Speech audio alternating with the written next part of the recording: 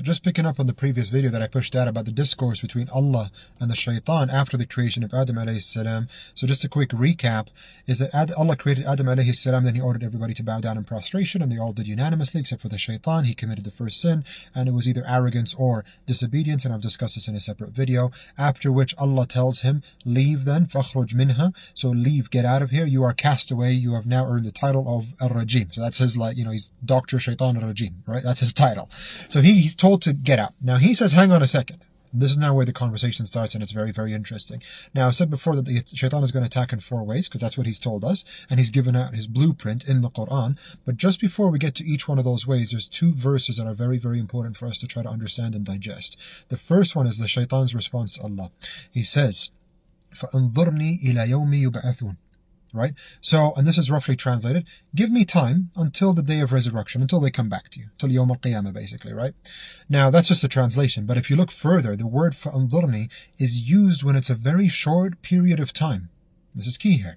So it's not just, give me several 100 million years or whatever the case is. It's a very short period of time. Now, why is he saying that? Now, nobody knows when the Day of Judgment is, but he's up there. He's seen the creation. He has ideas of what's going on, how long life is, the reality of time, and so forth. And with that, he chooses the word فَأَنظُرْنِي إِلَى يَوْمِ يُبْعَثُونَ. Give me a couple of seconds. That's basically what he's saying. Give me a minute. I'll be there in just a second. A very short period of time. That should be clear now.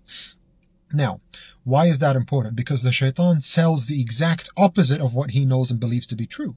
So think about it. If you have something Islamic to do, right? Say you have to pray. Adhan goes off, it's dhuhr. The first thing we do is put on salat. I got time. I got a couple of hours till Maghrib. We're good. It's fine. Or Asr till Maghrib, whatever the case is. But if it's the next episode, if you have to go meet friends, if you have to go to the cinema, if you have to go watch something, you have an appointment, you don't want to be late, you got to rush. But the second it's something Islamic, it's like, oh, we got time. And he sells you the idea that you've got all the time in the world. Don't worry about it. We'll get to it later. It's not going anywhere. We can still get up and pray. What's the rush? Look, you're in the middle of something. Focus on your task and we'll come back to it. You see, the trick that he plays is that we've got all the time in the world. And this isn't purely on the Islamic sense. This can be other aspects in terms of self-development, because those also align with the Islamic teachings of becoming a better person in every aspect possible. So it could be something that you wanted to do to help basically setting goals. Don't worry, I got time. I can get to this next week.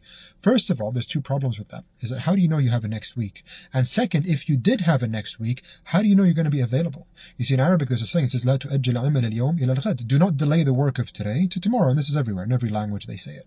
And the idea is you don't know what's going to happen tomorrow if you have it tomorrow. So if you have the ability to do it right now, get it off your to-do list. The opposite of what shaitan is trying to preach through his trickery and deceit. So next video, inshallah, we'll go through the next ayahs and we'll see what else does he have in stock for us. Barakallah feekum. Take care. Salam.